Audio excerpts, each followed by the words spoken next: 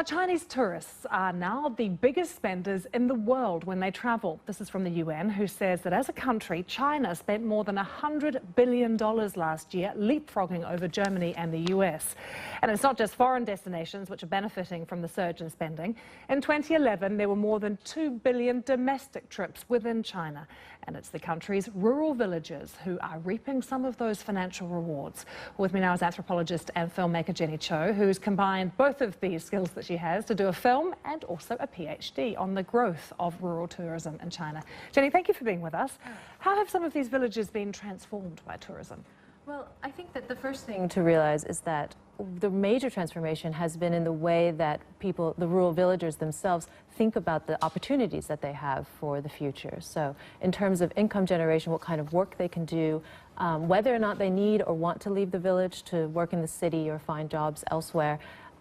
These are some of the major changes that are shaping how rural villagers who live in these tourism destinations are beginning to really have their lives changed, not only in terms of material wealth, but also socially and psychologically. But domestic tourism is nothing new. I mean, I was in Lijiang almost 15 years ago. There weren't many Westerners there. I was one of the few, but there were lots of Chinese tourists there. Exactly, yeah. And so what's really interesting and what I've sort of focused on in my research is not only just who are the tourists, but how the domestic tourism industry as a whole has been a part of Chinese rural development plans more recently. Let's show some of the pictures from your documentary that we've got here.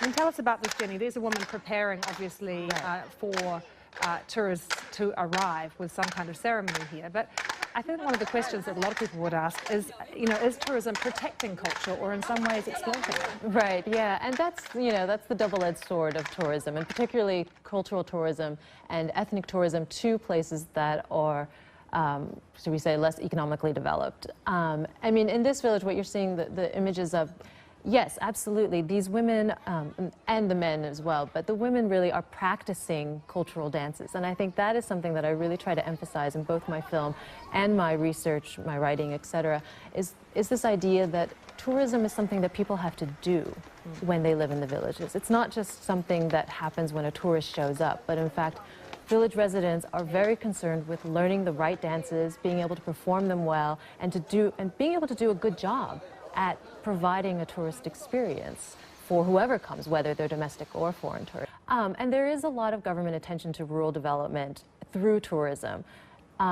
Whether or not it's always successful is still up for debate, but I think the government has tried to promote rural tourism as what they call a smokeless industry, this idea that rural tourism has fewer environmental impacts than other industries. I think that there are a lot of impacts that we've overlooked in this idea of a smokeless industry, but tourism and rural tourism in particular has very much been a part of government and state-sponsored policies for rural modernization.